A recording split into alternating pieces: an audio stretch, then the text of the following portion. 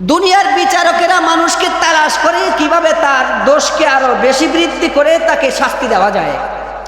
আর আল্লাহ তাআলা যখন রাত হয়ে যায়, সূর্য অস্ত যায়, মায়ের নবী বলেন আল্লাহ তাআলার দৃষ্টি প্রথম আসমানের দিকে পড়তে থাকে আর মানুষকে লক্ষ্য করে বলেন, আলা মিন মুস্তাগফিরিন ফাআগফির আলাহ, আসো কি কেউ গুনাহ মাফ করার জন্য আমার কাছে চাও, আমি আল্লাহ তাআলা মাফ করে দিব।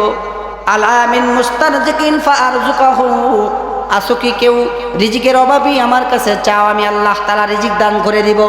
আলা মিন মুবতালাআন ফাআফিয়াহু, আসো কি কেউ পেরেশান, আসনি কেউ দুর্যোগপূর্ণ আমার কাছে চাও, আমি আল্লাহ তাআলা পেরেশান মুক্ত করে দিব। যে অবস্থার মধ্যে থাকো না কেন, যে অবস্থার মধ্যে আমি আল্লাহ তাআলাকে তুমি কিন্তু ভুলবে না। ওই অবস্থায় সর্বদিক থেকে গুনাহ করে করে যখন তুমি অন্ধকারাচ্ছন্নর মধ্যে নিমজ্জিত হয়েছ, ওই মুহূর্তেও যখন তুমি দ্বারা 2 রাকাত নামাজ আদায় করবে আর আল্লাহ তাআলাকে বলবে, আল্লাহ আমি শয়তানের ধোঁকায় পড়ে গুনাহ করে ফেলেছিলাম, আমি তোমার কাছে মাপ চাই, আর জীবনে কখনো গুনাহ করব না। সাহাবায়ে কেরাম জিজ্ঞাসা করলেন, ওগো পয়গম্বর, ফেরেশতাদেরকে এমনি ভাবে আল্লাহ তাআলা কুন ফায়াকুন বলে বানাইলেন, মানুষকে আল্লাহ তাআলা নিজ হাত দ্বারা নিজের সৃষ্টি করার পিছনে নিজ হাত ব্যবহার করলেন, মানুষকে বানাইলেন, তো এই মানুষদের কি গুনাহ মাফের জন্য, রিজিক নেওয়ার জন্য, রিজিক দেওয়ার জন্য, মানুষকে এমনি ভাবে পেরেশান মুক্ত করার জন্য আল্লাহ তাআলা কত সময় পর্যন্ত ডাকতে থাকে? মা নবী বলেন, আলা কাদা হাত্তা ইতলা আল ফাজর, শুধু খালি এশারের পরে ডাকা শুরু করে তা নয়, সুবহে সাদেক হওয়ার আগ পর্যন্ত বান্দাদেরকে গুনাহ মাফ করার জন্য আল্লাহ তাআলা ডাকতে থাকেন। গুনাহ হয়ে গেছে,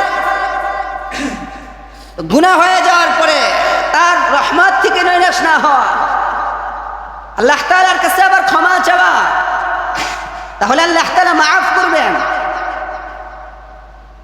এজন্য আল্লাহ তাআলা বলে, বান্দা আমার পরিচয় নিয়ে এরপরে কবরে আসো। ইয়া আইয়ুহাল্লাযীনা আমানুত্তাকুল্লাহ হাক্কা তুকাতিহি ওয়া লা তামুতুন্না ইল্লা ওয়া আনতুম মুসলিমুন। আল্লাহ বলে, হে গোলাম, আমি আল্লাহ তাআলাকে ভয় করো, ভয় করার মতো সাবধান সাবধান, কেউ মুমিন না হয়ে, মুসলমান না হয়ে কবরে আইসো না। একজন চিহ্নিত মানুষ, আল্লাহ বলে, লা ইয়াগফিরুয যুনুবা,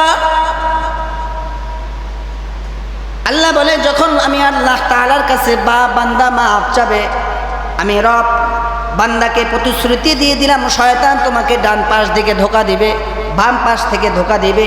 ডান পাশ দিকে ধোঁকা দেওয়ার সময় তুমি শয়তানের ধোঁকায় পড়ে গিয়েছ, বাম পাশ দিকে ধোঁকা দেওয়ার সময় শয়তানের ধোঁকায় পড়ে গিয়েছ, সামনের দিক থেকে ধোঁকা দেওয়ার সময় শয়তানের ধোঁকায় পড়ে গিয়েছ।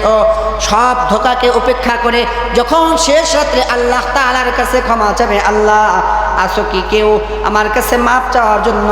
দুনিয়ার কোনো মাপ করেওয়ালা মানুষ, যারা শাসক করা, যারা বিচারক, যারা বিচার করে, মানুষগুলো মানুষের দোষ তালাশ করে কিভাবে তার শাস্তিগুলোকে আরো বেগমান করা যায়, তার শাস্তিকে কিভাবে আরো কঠোর করা যায়। কথা কয় না? দুনিয়ার বিচারক যারা বিচার করে, তারা মানুষের দোষ তালাশ করে তাকে কিভাবে আরো বেশি শাস্তি দেওয়া যায়। আল্লাহ বলে, না না, আমি দুনিয়ার কোনো শাস্তি দিতে ওলা নয়, দুনিয়ার কোনো মানুষের বিচারকের মতো আমি বিচারক নই। আমি আল্লাহ তাআলা মানুষকে তালাশ করি, আলা মিন মুস্তাগফিরিন ফাআগফিরা লাহু, আলা মিন মুস্তারজিকিন ফাআরযুকাহু, আলা মিন মুবতালান ফাআফিয়াহু, আলা কাযা হাত্তা ইতলা আল ফাজর। আল্লাহ নবী বলেন, আল্লাহ তাআলা বান্দা যখন আসমানের নিচে বসে, জমিনের উপরে বসে গুনাহ করা শুরু করে দেয়, সব মানুষগুলো যখন তার থেকে চোখের আড়াল হয়ে যায়, অন্ধকারের মধ্যে যখন গুনাহ করে শুরু করে দেয়, আল্লাহ তাআলা বলেন, ওই মুহূর্তেও আমি আল্লাহ তাআলা বান্দার জন্য ফেরেশতাদেরকে বলতে থাকি, ফেরেশতারা সাবধান সাবধান, এখনো গুনাহ লেখা শুরু করিস না, আমার বান্দা যখন শেষবারের মতো তওবা করবে, আমি আল্লাহ তাআলা ওর তামাম জীবনের সব গুনাহগুলোকে মাফ করে দিব।